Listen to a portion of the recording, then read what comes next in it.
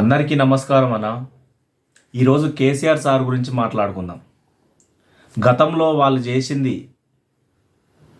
ఇచ్చిన హామీలను నెరవేర్చలేదు.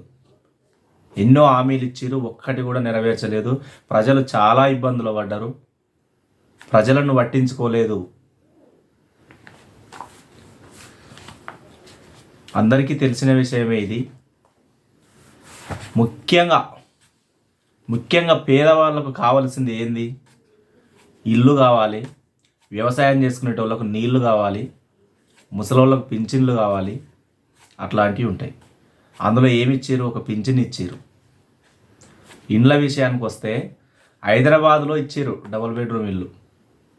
పల్లెటూర్లలో ఉండేటోళ్ళకు ఏ ఒక్కరికి కూడా ఒక్కటన్నా ఇచ్చిరా ఇల్లు? గతంలో చూసుకుంటే పేదవాళ్ళకు కావాల్సింది ఏంది? ఇల్లు. అవకాశాలు కల్పిస్తే వాళ్ళు ఉండడానికి ఇల్లు, వాళ్ళు వ్యవసాయం చేసేటోళ్ళు ఉంటే వాళ్ళకు నీళ్ళు, అట్లాంటి వసతులు కల్పిస్తే, అవకాశాలు కల్పిస్తే ఎవరి పని వాళ్ళు చేసుకొని బతుకుతారు. అట్లాంటి అవకాశాలు గత ప్రభుత్వంలో కల్పించలేదు. అంతే కదా, ఒకసారి ఆలోచించండి. ఇప్పుడు వ్యవసాయం చేసేటోళ్ళకు ఏం కావాలి? పంటకు నీళ్లు కావాలి. వాళ్ళు నీళ్లు సక్రమంగా అందిస్తే వాళ్ళ పని వాళ్ళు చేసుకొని బతుకుతారు. గవర్నమెంట్ మీద ఎందుకు మాట్లాడతారు ఎవరైనా? ఇప్పుడు ఇల్లు లేదు, పేదలకు ఇల్లు ఇస్తే వాళ్ళ పని వాళ్ళు చేసుకొని పొద్దుందాకా ఏదో కూలో ఏదో చేసుకొని బతారు, ఇంటికి వస్తారు. అట్లాంటిది మర్చిపోయారు గత ప్రభుత్వం. కేసీఆర్ సార్ చేసిన తప్పు అదే. ఎక్కడెక్కడో డెవలప్ చేయడం అది కాదు, గ్రామాలలో ఉన్న ప్రజలను పట్టించుకోలే అసలు. డబుల్ బెడ్రూమ్ ఇల్లు అని హైదరాబాద్లో ఇచ్చారు. ఏ ఒక్క ఊర్లో కానీ ఇచ్చిరా? డబుల్ బెడ్రూమ్ ఇల్లు ఇచ్చిరా? మీరే అన్నారు అల్లుడు వస్తే ఏడుంటాడు, బిడ్డ వస్తే ఏడుంటారు, కోడిపిల్లని ఏడగట్టేస్తారు అని చెప్పారు మీరే. ఫస్ట్ 5 సంవత్సరాలు పోయింది, సరే ఫస్ట్ కొత్తగా అనుకున్నారు. సరే తర్వాత 5 సంవత్సరాలలో కూడా చేయాలి కదా మీరు. అప్పుడు చేయకుండా ఇప్పుడు ఏదేదో మాట్లాడుతారు. కానీ ఏది ఉంటే అది నిజం ఉంటే, అబద్ధం ఏదైనా సరే మేము మాట్లాడతాం. నిజం ఉంటే నిజాన్ని చెప్తాం, అబద్ధం ఉంటే అబద్ధాన్ని ఇట్లా అబద్ధం చెప్తారని చెప్తాం మేము. ఏదో ఒక్కరిని అనాలని కాదు. వాస్తవానికి ఇప్పుడు కాంగ్రెస్ ప్రభుత్వము ఇప్పుడే వచ్చింది, ఒక 6 నెలలు అవుతుంది. వెయిట్ చేయండి, టైం ఇవ్వండి. ఒక 1 year 2 years చూడండి, లేదా ఒక 1 year చూడండి. 1 year చూసినాక చేయకుంటే అప్పుడు మాట్లాడాలి. ఒకటొకటి చేస్తున్నారు కదా. గత 10 సంవత్సరాలు మీరు ఏం చేసినారు? ఇదే చెప్తున్నాం. పేదవారికి కావాల్సినది, ముఖ్యంగా ఊర్లలో ఉన్న ప్రజలకు కావాల్సినది ఏంది? వ్యవసాయానికి నీళ్లు కావాలి, ఉండడానికి ఇల్లు కావాలి. ఆ 2 ఇవ్వలే మీరు. సరే వ్యవసాయానికి నీళ్ళు అనేది కొన్ని దిక్కులలో ఇచ్చారు, కానీ చాలా దిక్కులో ఇంక ఇవ్వలే. ఫస్ట్ 5 సంవత్సరాలు అట్లనే చేసిరు. సరే కొత్తగా అనుకున్నారు. తర్వాత 5 సంవత్సరాలు అది పట్టించుకోలే కదా. వేరే రాష్ట్రాలలో పార్టీలు పెట్టడానికి, వేరే రాష్ట్రాలలో ఇప్పుడు ఉన్న బీఆర్ఎస్ని విస్తరించడానికి ఆ ప్రయత్నాలు చేసిరు, కానీ ప్రజలను పట్టించుకోలేదు కదా. అట్లాంటివి చెప్పుకుంటా పోతే ఎన్నో ఉన్నాయి మీవి.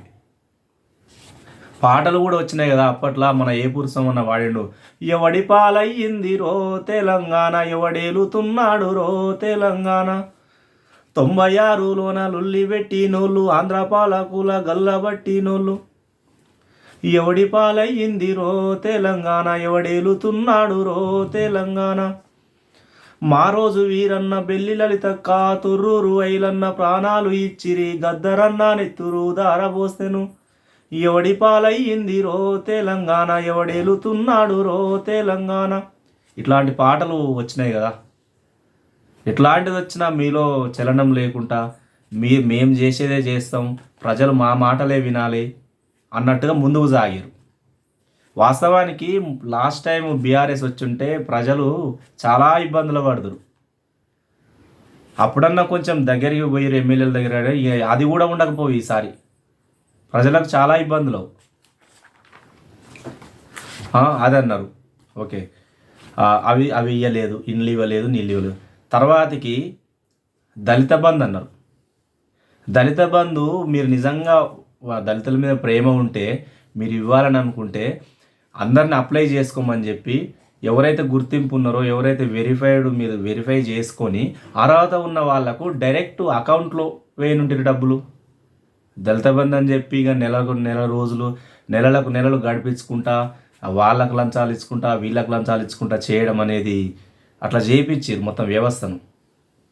మీరు నిజంగా దళితుల మీద ప్రేమ ఉంటే అందరిని అప్లై చేసుకోమని చెప్పి బ్యాంకు డీటెయిల్స్తో సహా అప్లై చేసుకోమని చెప్పి ఓ నెల 2 నెలలు టైం తీసుకొని వాళ్ళకు రావాల్సిన అర్హత కలిగిన వ్యక్తి డబ్బులను డైరెక్ట్ వాళ్ళ అకౌంట్ ద్వారా బదిలీ చేస్తే అందరం సంతోషంగా ఉండేది కదా. మీరు 10 లక్షలు చెప్పారు, 10 ఏమొద్దు, మనిషికి 2 లక్షలు ఇవ్వండి.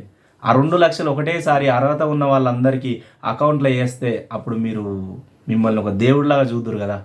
మాట చెప్పడం తప్పించుకోవడం. ఆలోచించండి ఒకసారి. అంటే ఎంతోమంది చెప్తున్నారు ఈడోడో వచ్చి చెప్తుండు, అట్లా కాకుండా నాకున్న అవగాహన నేను కూడా చెప్తున్నాను. మేము కూడా తెలంగాణ ఉద్యమంలో తిరిగినాం, మీటింగ్లలో తిరిగినాం, పాటలు పాడినాం, అన్నీ చేసినాం. మేము కూడా ఆ కేసీఆర్ సార్ అంటే అభిమానమే ఉండే. కానీ 5 సంవత్సరాలు చూసినాం, 10 సంవత్సరాలు చూసినాం, అట్లనే పోయారు. ఎంతసేపు పార్టీని దేశంలో విస్తరణ చేయాలనే ఉద్దేశంతో ముందుకు సాగారు, కానీ ప్రజల బాగోగులైతే చూడలేదు. అదే అయిపోయిందా దళిత బంధుది అట్లా ఉంది కథ.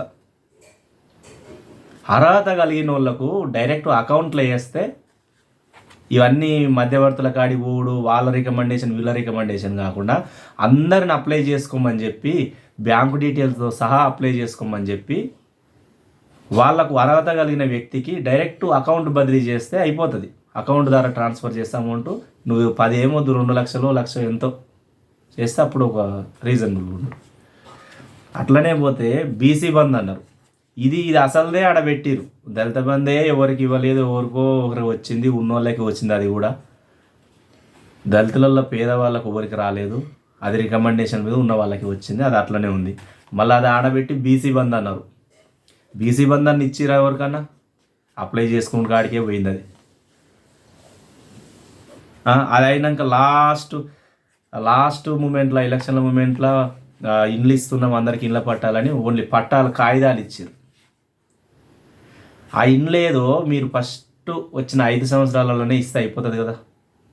ఫస్ట్ సారి సీఎం అయినప్పుడే ఇండ్లు ఫస్ట్ కావాల్సింది మీరు మీ ఎజెండానే అది. నీళ్లు, నియామకాలు, నిధులు అన్నట్టు వచ్చారు మీరు. దాంతోపాటు డబుల్ బెడ్రూమ్లు ఇవన్నీ చెప్పారు. మీరు వచ్చిన ఫస్ట్ టర్మ్లోనే చేయాలి ఇవన్నీ.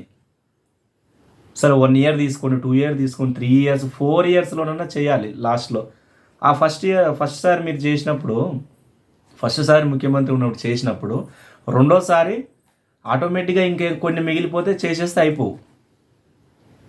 ప్రజలను పట్టించుకోలేదు. ఎంతసేపు పార్టీని దేశంలో విస్తరింపజేయాలని చూసిరంతే. బీసీ బంధు వచ్చింది ఎవరికన్నా? సరే కొంతమందికి రావచ్చు అనుకుందాం. అది కూడా ఇదే పద్ధతి. అందరిని అప్లై చేసుకోమని చెప్పి అర్హత కలిగిన వ్యక్తులను మీరు సెలెక్ట్ చేసి బ్యాంకు డీటెయిల్స్ సహా అప్లై చేసుకోమని చెప్పి అర్హత కలిగిన వ్యక్తులను మీరు సెలెక్ట్ చేసి వాళ్ళకు బ్యాంకు ట్రాన్స్ఫర్ చేస్తే ఏది ఉండదు కదా బాధ, సక్రమంగా జాగిపోతుంది కదా. అరే 5 నిమిషాలు ఒకటి ఉదాహరణ, మనం ఎక్కడో ఉంటాం హైదరాబాద్లో, ఎక్కడో ఏదో గల్లీలో ఉండి ఒక క్లిక్ చేస్తే ఊబర్ ఆటో మన ముంగడికి వచ్చి తీసుకొని పోతుంది. మనకు ఫోన్ కూడా చేయరు, క్లిక్ చేస్తే డైరెక్ట్ మన దగ్గరకు వచ్చి అడ్రస్ కూడా ఏమడగారు, మనం వచ్చి మళ్ళీ మనం పిన్ చెప్తే మళ్ళీ మనం పోయే ప్లేస్లో వాళ్ళే దింపేస్తారు, మనం ఏం అడగకుండా. అంత టెక్నాలజీ ఉంది. అట్లాంటప్పుడు ఈ అప్లై చేసినాక ఈయన కాడికి పోయి రికమెండేషన్, ఆయన కాడికి పోయి రికమెండేషను, ఇవన్నీ ఆ ఫామ్స్ ఈ ఫామ్స్ పెట్టడం ఎందుకు? మీ దగ్గర ఆల్రెడీ డీటెయిల్స్ ఉంటాయి కదా వాళ్ళవి. ఒకసారి అప్లై చేసినప్పుడు ఆటోమేటిక్గా మీకు వాళ్ళ క్యాస్ట్ సర్టిఫికేట్ ద్వారా, వాళ్ళ ఇన్కమ్ సర్టిఫికేట్ ద్వారా వాళ్ళ డీటెయిల్స్ మొత్తం మీ దగ్గర ఉంటాయి. ఉన్నప్పుడు అర్హత కలిగిన వ్యక్తులను డైరెక్ట్ వాళ్ళకి రావాల్సిన బీసీ బంధు కానీ, దళిత బంధు కానీ ఏదైనా డైరెక్ట్ వాళ్ళ అకౌంట్కి ట్రాన్స్ఫర్ చేస్తే మంచిగా ఉండేది. చేయలేదు. కేసీఆర్ సార్ చేసిన కొన్ని పొరపాట్లు ఇవే. వాళ్ళు ఎంతసేపు ఉన్నా బీఆర్ఎస్ను దేశం మొత్తం విస్తరింపజేయాలని చూసారు, ప్రజలను మర్చిపోయారు. ఇది ఇట్లా ఉందండి పరిస్థితి. ఓకే, దయచేసి మా వీడియో చూస్తున్న వాళ్ళు ఇంకా కొంతమందికి షేర్ చేయండి, ఎందుకంటే ఇంకా కొంతమంది ఈ వీడియో చూడగలుగుతారు. ఓకే.